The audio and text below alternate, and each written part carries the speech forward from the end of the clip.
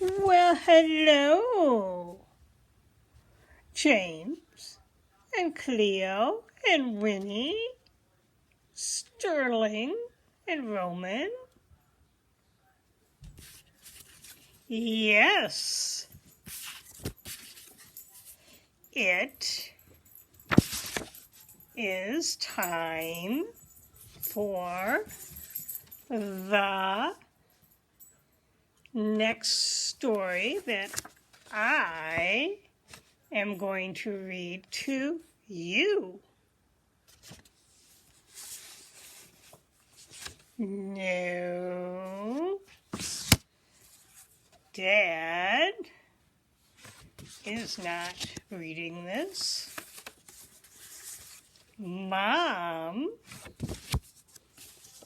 is not reading it. It will be me. And the dog. Baxter, he is very excited about reading a book. She said. Oh, let's see if you know these words. You say them aloud to me.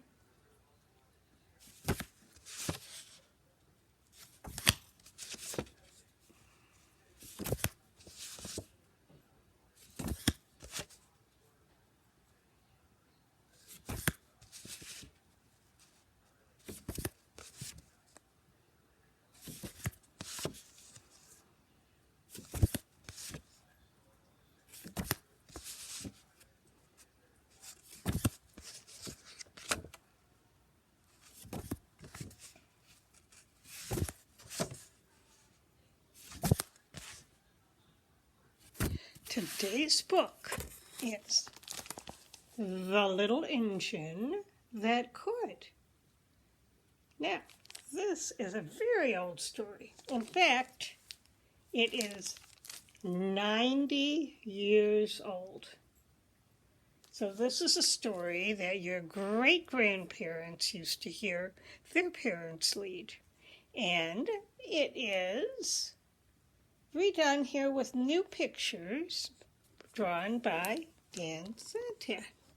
We've been reading some of his books that he has illustrated, and he draws such really nice pictures. So I can't wait to see how well he draws this train. So I'm going to turn so that we can read the book together. This is the engine. And what's the famous thing this engine's going to say? I think I can. I think I can.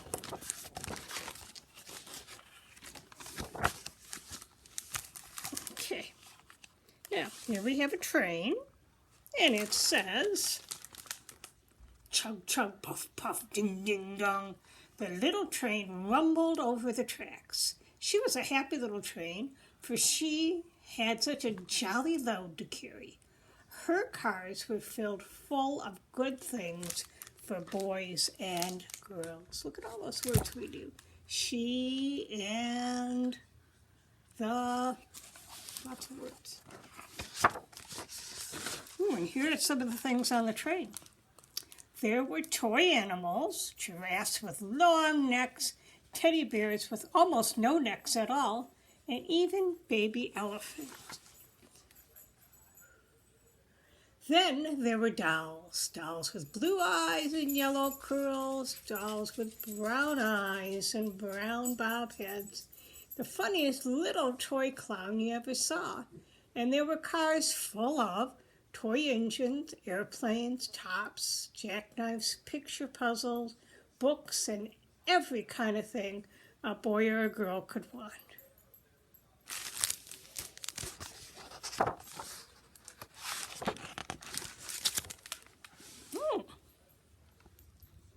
Look at that. Looks like there's candy and bottles of juice, maybe? Let's see what it says. Oh, but that was not all.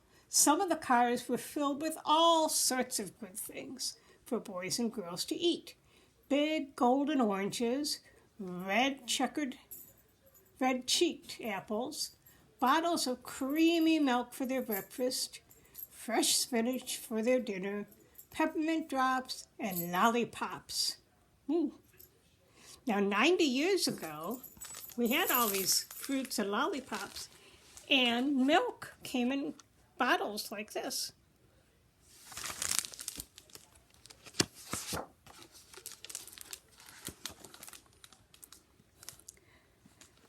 The little train was carrying all these wonderful things to the good boys and girls on the other side of the mountain.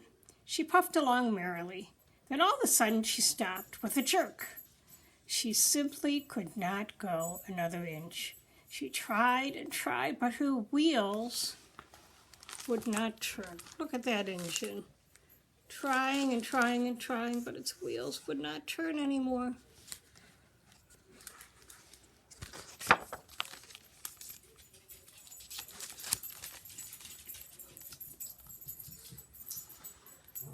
What were all those good boys and girls on the other side of the mountain going to do without their wonderful toys to play with and the good food to eat? Oh, here comes a shiny new engine, said the funny little clown who jumped off the train. Let's ask him to help us. So here's this big, shiny engine.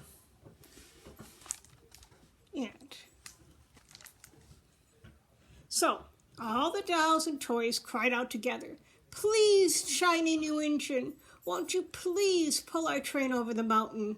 Our engine has broken down and the boys and girls on the other side won't have any toys to play with or good food to eat unless you help us." But the shiny new engine snorted, "I pull you? I am a passenger engine.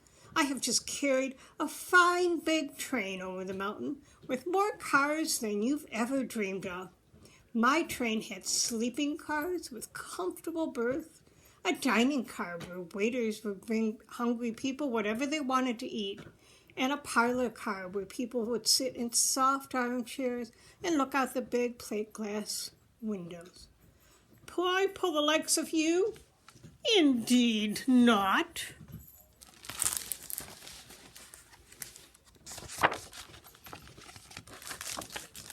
And off he steamed to the roadhouse, where engines live when they are not busy. How sad the little train and all the dolls felt. Then the little clown cried out, "The passenger engine is not the only one in the world. Here's another engine coming, a great big strong one. Let's ask him for help." So the little clown waved down this big strong engine.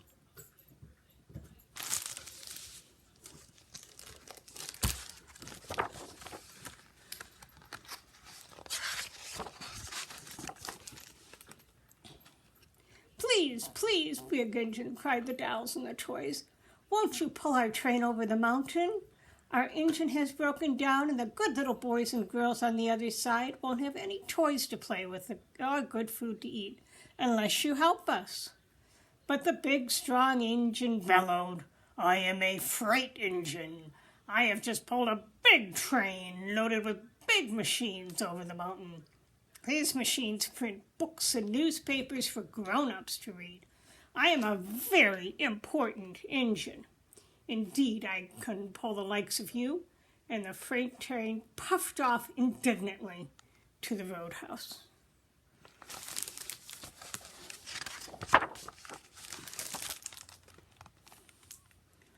The little train and all the dolls and the toys were very sad. "Cheer up," cried the little toy clown. "The freight engine is not the only one in the world. Here comes another. He looks very old and tired, but our train is so little, perhaps he can help us." So the little toy clown waved his flag, and ding, ding, the rusty old engine stopped.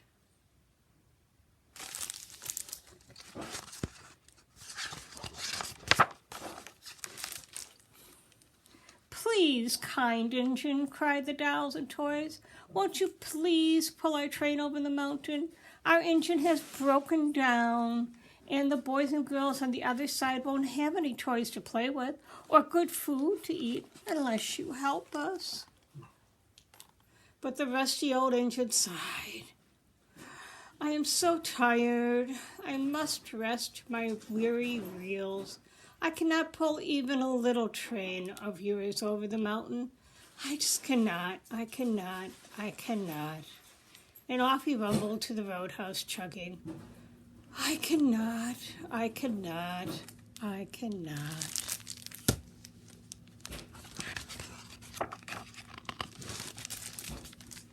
Oh my, the toys look kind of sad. Then indeed the little train was very, very sad, and the dolls and the toys were ready to cry. But the little clown crawled out, Here's another engine coming, a little blue engine, a very little one. Maybe she will help us. The very little engine came chugging merrily along. When she saw the toy clown flag, she stopped quickly.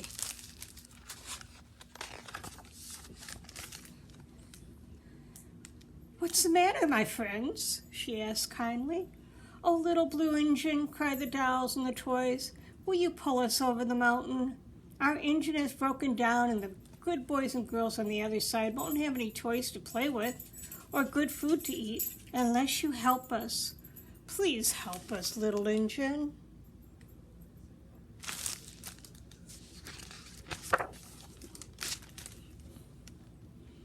Well, I'm not very big, said the little blue engine. They use me only for switching trains in the yard. I have never been over the mountain. But we must get over that mountain before the children are awake, said the dolls and the toys.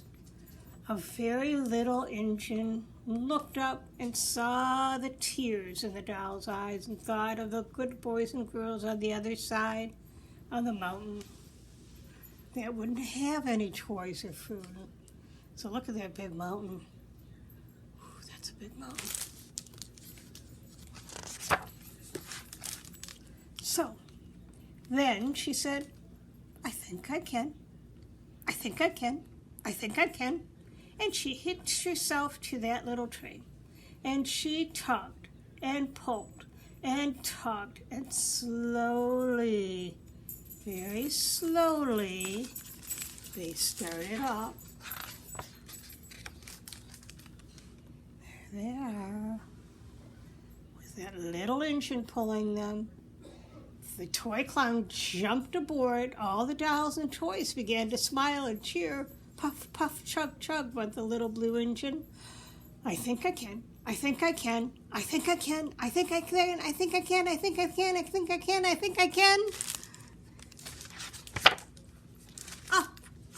Up. Faster and faster the little engine climbed until at last they reached the top of the mountain. And then down in the valley lay the city. Whoosh. See how the train now can go downhill. Hooray, cried the funny little clown, and all the dolls and toys. The good little boys and girls of the city will be happy because you have helped us, kind little blue engine.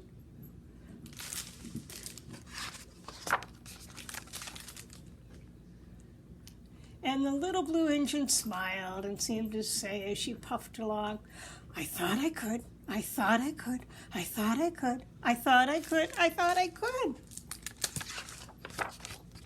And she did. Wow. And the author of the story says that he has always loved this story because I think I can is his mantra. And whenever he faces something very hard to do, he says, I think I can. And he remembers that little blue engine that pulled that big train all the way up that huge mountain because he tried as hard as he could, and he did it. So that is today's story. I hope you guys are having a wonderful day, And I will see you soon. Love you all. Bye-bye.